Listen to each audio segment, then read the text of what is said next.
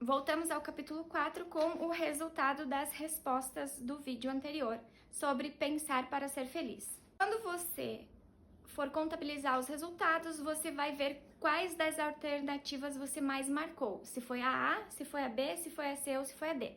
Em resumo, se você escolheu mais a opção A, você não deixa seus pensamentos minarem a sua felicidade. Mas sempre há formas de você maximizar essa felicidade que já sente. Se você escolheu mais a letra B, você reconhece que seus pensamentos podem afetar o seu estado de espírito. Mas você consegue manter modelos de pensamentos negativos distantes. E tem formas de você treinar o seu cérebro para acabar com esses pensamentos.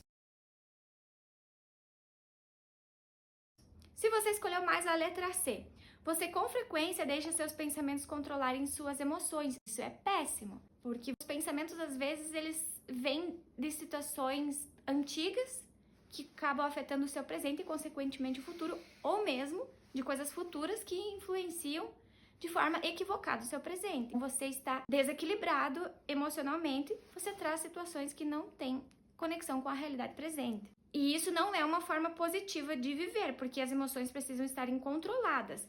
Isso traz uma negatividade que afeta desde a saúde, a felicidade e de tantas outras formas que a gente nem imagina. É muito importante transformar os pensamentos negativos decorrentes de emoções em desequilíbrio em positivos para você melhorar a sua vida. Se você escolheu mais a letra D, significa que consistentemente você permite que modelos de pensamento negativo limitem a sua vida. Isso destrói completamente as nossas chances de felicidade. É necessário, de maneira urgente, que você reveja seus pensamentos, porque senão eles vão continuar sabotando o bem-estar da sua vida.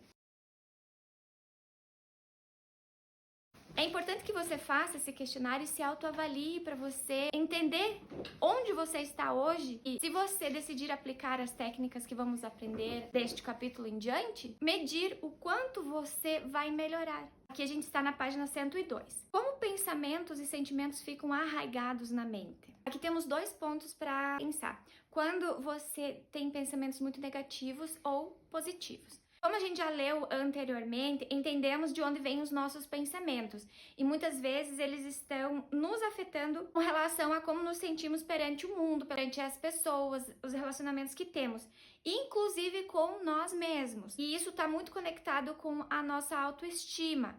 Quando a gente se deixa ser avaliado pelos acontecimentos à nossa volta ou a gente fica buscando alguma aprovação, deixamos de ter a nossa autoestima porque não conseguimos gerenciar estes pensamentos negativos que são relacionados às expectativas que temos dos acontecimentos, dos relacionamentos à nossa volta. É como se estivéssemos querendo sempre agradar alguém para sermos vistos e amados. E quando isso não acontece, o que é muito mais comum, se voltarmos para nossa infância, dificilmente éramos aplaudidos quando fazíamos algo correto, mas sempre que fazíamos algo incorreto, vinham os sermões, mesmo em casa, na escola e muitas pessoas possivelmente até nas igrejas, quando frequentavam esses lugares. Então a gente precisa trabalhar muito os pensamentos que temos com relação a essas experiências negativas que carregamos e que trazemos e que vamos preservando em nossa vida cotidiana para conseguir trazer o positivo. Agora, se você já tem um pensamento costumeiramente positivo, isso significa que você está saudável e tem um certo grau de autoestima, mas mesmo assim você pode se autoavaliar e ver que ainda podem ter alguns pensamentos negativos e tratá-los. Você tem uma vida feliz e uma mentalidade positiva. Significa que essas memórias que às vezes trazemos de acontecimentos passados para o presente não te afetam, embora elas possam trazer algo ruim às vezes. Então são estes 2 pontos, quando os pensamentos são negativos e os positivos. Autoavaliando-se, você vê o quanto você se afeta por aquilo que não é necessário. Seguindo, então a gente vai começar a discutir o lado sombrio desses pensamentos. Como você fica preso aos modelos de pensamento negativos?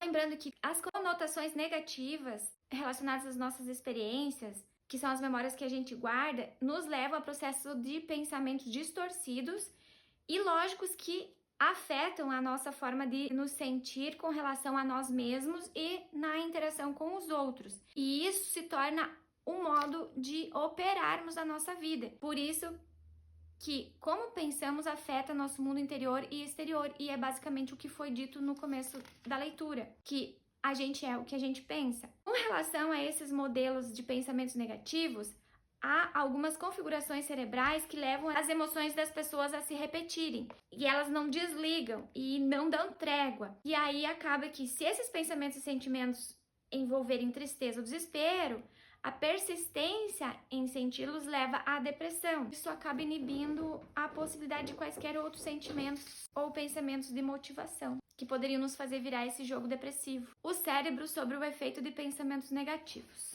É um cérebro disfuncional, especialmente em pessoas que já têm pensamentos negativos mantidos por períodos muito prolongados, como pessoas depressivas. O autor traz o exemplo de um estudo que foi feito com pessoas que não sofrem de depressão versus pessoas que sofrem de depressão. Mediante esse estudo, onde situações que traziam emoções negativas estavam ocorrendo, pediu-se para que um grupo conseguisse visualizar coisas que afastassem esses pensamentos negativos relacionados àquele evento.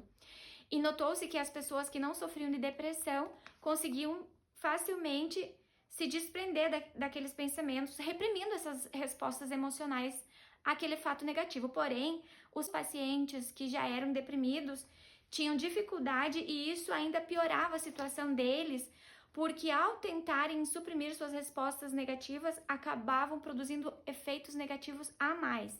Então, essa dificuldade que há em algumas pessoas de suprimir seus pensamentos negativos pode se dar por conta de mudanças no cérebro associadas ao pensamento negativo. Então, aquilo já é um hábito para essas pessoas. Como se o cérebro delas tivesse uma atrofia que não permite que elas formem novas memórias, por isso elas não conseguiam suprimir a negatividade daquele fato emocionalmente triste e negativo.